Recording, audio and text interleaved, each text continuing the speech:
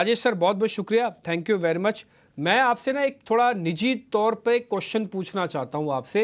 मान लीजिए ये एक सिचुएशन होती और आप एनालिस्ट नहीं होते और आप एक इन्वेस्टर होते, तो आप किस सेगमेंट को देख रहे होते? आपके एसी वाले को देख रहे होते या आप बेवरेजेस को देख रहे होते क्या? देखिए, एनालिस्ट में और एक इन्वेस्टर में बड़ा फर्क होता है।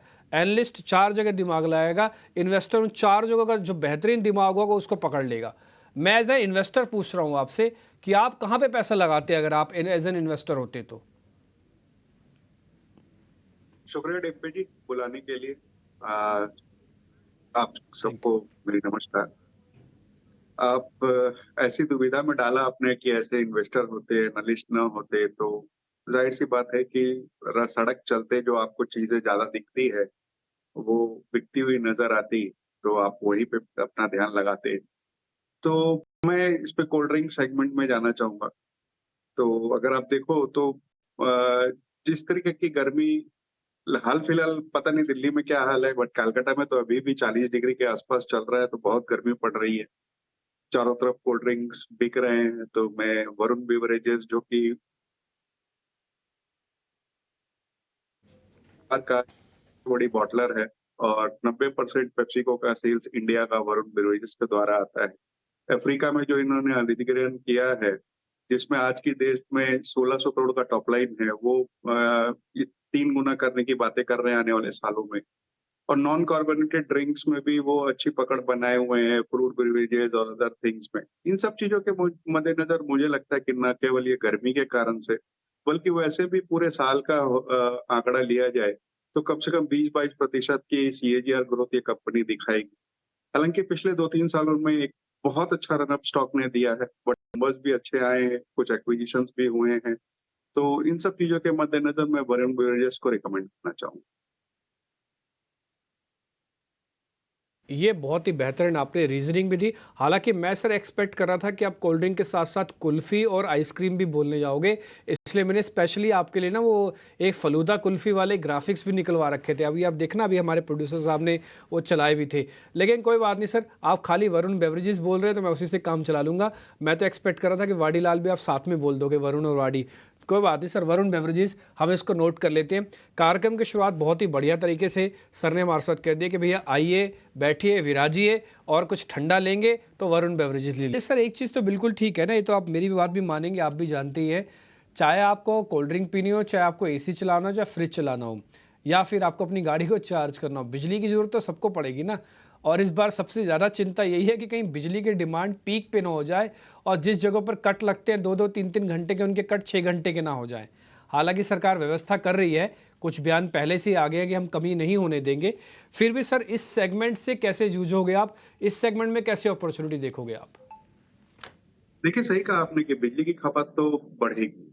अ, ठंड में जहाँ कोई पंखे तक नहीं चलाता, गर्मी में वहाँ हर रूम में एसी चलेगी, कोल्ड ड्रिंक्स बिकेंगे, ये सारी चीज़ों के कारण से बिजली की खपत बढ़ेगी और मैं समझता हूँ कि बिजली की जो कंपनियाँ हैं, 1-2 कंपनियों की बात की जाए टाटा पावर, सीईएससी अच्छी लग रही हैं, बट खास मैं सीईएससी पे जोर देना चाहूँगा। अगर आप देखेंगे तो पूरी इंटीग्रेटेड यूटिलिटी कंपनी है, कलकत्ता और हावड़ा में ये सप्लाई करती है। कैपेसिटी 2235 मेगावाट की है और थर्मल 174 मेगावाट का है। कलकत्ता और हावड़ा के अलावा इन्होंने डिस्ट्रीब्यूशन ले रखा है नोएडा, कोटा, बीकानेर और भरतपुर का। और नंबर्स ठीक-ठाक आए थे। प्राइस टू बुक 1 के आसपास चल रही है, पी रेशियो 10 के आसपास चल रही है, जबकि दूसरी कंपनियों के बहुत ऊँचे पीई चलते हैं और डिविडेंड भी अच्छा देती है। तो मैं समझता हूँ सारे पायदान पे ये कंपनी दूसरे पीयर ग्रुप कंपनी से वैल्यूएशन के लिहाज से बहुत बेहतर पड़ती है। तो यहाँ पे ध्यान देने की अवस्था है। साल भर के नज़रिए से मैं समझता हूँ 150 के टारगेट के साथ ये खरीदारी की जा सकती है। ठीक है, सीईएससी। हालाँकि मैं बताऊँ, एक बात सिर्फ सीज़न की नहीं है, गर्मियों तो खैर सीज़न होता ही है, लेकिन इसके अलावा भारत जिस तरह से ग्रो कर रहा है, अगर मैं 7% की जीडीपी ग्रोथ भी मान के चलूँ, तो इलेक्ट्रिसिटी की रिक्वायरमेंट बढ़ेगी। सरकार भी अलग-अलग तरीके से बढ़ाना चाहती है इसको, कुछ कोल से, कुछ हाइड्रो से, और अब तो सोलर पे भी काफ़ी फोकस है।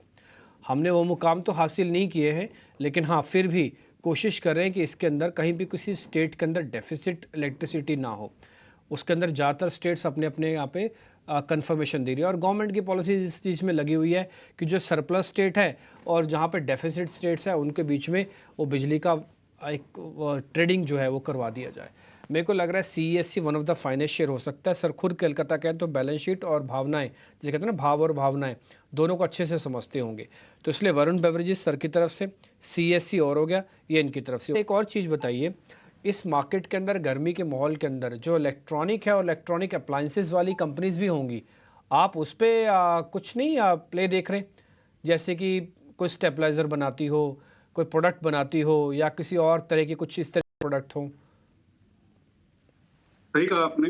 इतनी गर्मी पड़ेगी तो ये स्टेबलाइजर वगैरह की डिमांड बढ़ेगी, कंज्यूमर ड्यूरेबल की डिमांड बढ़ेगी, और ऐसी एक कंपनी का ध्यान में आती है तो वी गार्ड की है, जो कि न केवल stabiliser, cable wire, UPS, electrical appliances बनाती है। तीसरी तिमाही में देखेंगे तो नतीजे बहुत शानदार आए थे।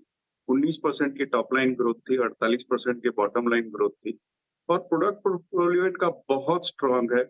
और अब जो है, क्योंकि साउथ में बेस की हुई कंपनी थी, अब ये नॉन साउथ मार्केट में भी बहुत तेजी से आगे बढ़ रहे हैं। कैश फ्लो बहुत स्ट्रांग है, बैलेंस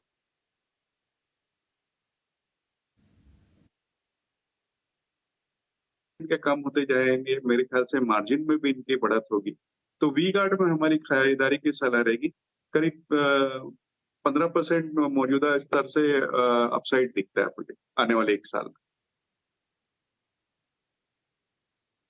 आप वी गार्ड भी चुना है तो मैं 3 स्टॉक्स आपकी तरफ से भी कर देता हूँ फाइनल। एक तो वी गार्ड हो गया, रीजनिंग आपने बता दी है, स्टेबलाइजर वगैरह और इस तमाम बहुत सारे प्रोडक्ट की रेंज है इनकी वजह से वी गार्ड वालों की।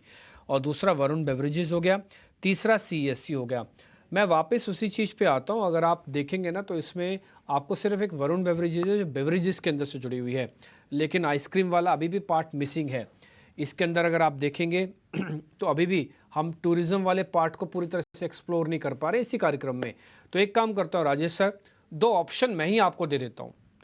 या तो आप वाडीलाल की आइसक्रीम खाइए, या हाटसुन एग्रो की एक अरुण नाम की आइसक्रीम है, बहुत ही फेमस है, खासकर सदर्न इंडिया में तो लोग यही खाते हैं। तो या तो आप हेटसुन एग्रो वाला वो आइसक्रीम वाला डिवीज़न चुन लो, या तो अगर आपको वाडीलाल के प्रोडक्ट्स हैं वो चुन लो, या इसके अलावा कोई और भी आपको लगता है। आईटीसी भी है आइसक्रीम कैसे डिवीज़न में, हाँ, लेकिन वो बहुत छोटा है ना, इसलिए मैं उसका नाम नहीं ले रहा था। इसलिए वाडीलाल, हेटसुन एग्रो, इन दोनों में से कुछ भी देख लो। देखिए, वैसे तो हिंदुस्तान यूनिलीवर की भी आइसक्रीम है डिवीजन, बट वही बात है कि छोटी है पूरे पोर्टफोलियो में। तो आपके 2 चॉइसेस जो दिए गए हैं उसमें वाडीलाल के साथ जाना चाहूंगा।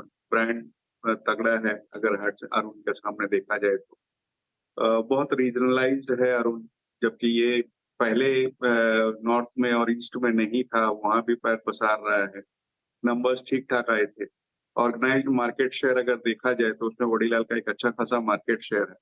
तो इन सारी चीजों में मैं समझता हूँ वडीलाल के साथ भी जाना चाहिए। जहाँ लोग कोल्ड ड्रिंक पियेंगे, वहाँ वरुण बेवरेज की हो सकता है कि वडीलाल की आइसक्रीम की सेल भी बहुत बढ़ती हुई नजर आएगी। तो डेफिनेटली वडीलाल ही चॉइस है मेरे। ठीक है, तो वाडीलाल भी आपने चुन लिया सर। ये आपने चुना नहीं, मैंने आपको चुनवाया है। हाँ, लेकिन आप ये है कि मैं एक्सपेक्ट करता हूँ कि हाँ ये भी अच्छा बेनिफिट आपको ज़रूर देगा। तो वाडीलाल इंडस्ट्रीज़ भी आप एक बार ध्यान में रख सकते हैं। आइसक्रीम सेगमेंट में एक कंपनी को हमने चुन लिया। आप ये बताइए, आप कहीं घूमने फिरने नहीं जाएंगे क्या? तो आपने कोई ट्रैवल एंड टूरिज्म वाली कोई कंपनी चुनी नहीं अभी तक, तो उनकी भी तो बुकिंग बढ़ेगी ना। आजकल के बच्चे घर में नहीं बैठते सर, आपको मालूम ही है। बिल्कुल सही कहा आपने। और travel and tourism as a whole sector देखा जाए तो मुझे होटल सेगमेंट बहुत अच्छा लगता है। उसके अलावा अगर कहा जाए तो आईआरसीटीसी पे ध्यान देना चाहिए, जिनके चारों डिवीजन, जो भले वो टिकटिंग के हो, रेल नीर के हो, केटरिंग के हो या टूरिज्म के हो, चारों बहुत शानदार तरीके से चल रहे हैं। डेट फ्री बैलेंस शीट है। अगर आप देखो तो इन दिनों जो बुकिंग है वो बहुत बढ़ी हुई है, और खास करके वंदे भारत वगैरह के लॉन्च के बाद का इनकी प्रॉफिटेबिलिटी और बढ़ती हुई नजर आएगी। तो मुझे लगता है कि अगर ट्रैवल एंड टूरिज्म पर ध्यान देना चाहिए तो या तो होटल्स है या फिर आईआरसीटीसी।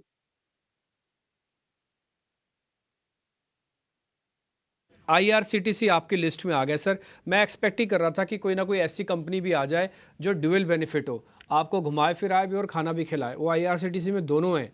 आप ट्रेन की यात्रा भी करेंगे और उनकी कैटरिंग सर्विसेज भी ठीक है। आजकल तो 3-4 चीज़ें उन्होंने और भी ऐड कर दी है, पिज़्ज़ा ऑन रेल, ऐसा कुछ और फैसिलिटीज़ भी उनके पास है।